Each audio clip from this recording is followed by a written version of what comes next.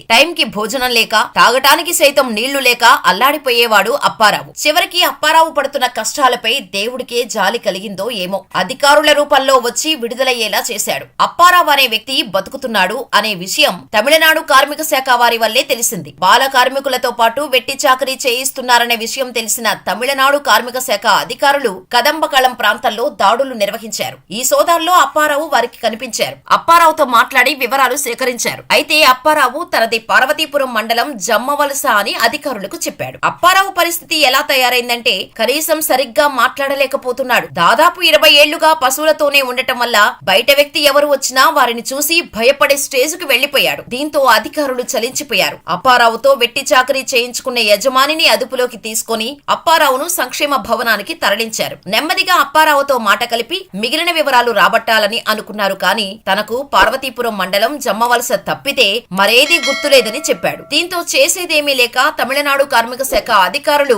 పార్వతీపురం మన్యం జిల్లా కలెక్టర్ కు సమాచారం అందించారు. అప్పారావు ఫోటో పంపించారు. ఇక వెంటనే రంగంలోకి దిగిన పోలీసులు జమ్మవలసకు వెళ్లి అప్పారావు గురించి అడిగితే ఎవరూ తమకు తెలియదనే సమాధానం వచ్చింది. మిగతా గ్రామంలో పోలీసులు అప్పారావు కుటుంబం ఆచూకీ కోసం గాలిస్తున్నారు. ప్రస్తుతం అప్పారావును మధురైలోని ఓ వసతి గృహంలో అధికారులు ఉంచారు. చాలా ఏళ్ల పాటు అప్పారావు ఒంటరిగా ఉండటం, ఎవరితోనూ మాట్లాడకపోవటంతో ఆయన మాటలు అస్పష్టంగా ఉంటున్నాయి. అలాగే అప్పారావు గతాన్ని మరిచిపోయాడా అనే అనుమానాలు కూడా వస్తున్నాయి. అసలు ఎంత దారుణమో కదా. ఒకటి కాదు, రెండు కాదు, ఏకంగా 20 ఏళ్ల పాటు మరో మనిషిని చూడనివ్వకుండా నిర్బంధించి వెట్టి చాకరీ చేయించుకోవటం, అసలు మానవత్వమే లేకుండా ప్రవర్తించిన ఆ యజమానికి ఎటువంటి శిక్ష వేయాలి? మరి అప్పారావు లాంటి అమాయకుల గురించి మీరేమనుకుంటున్నారో మాకు కామెంట్ చేయండి.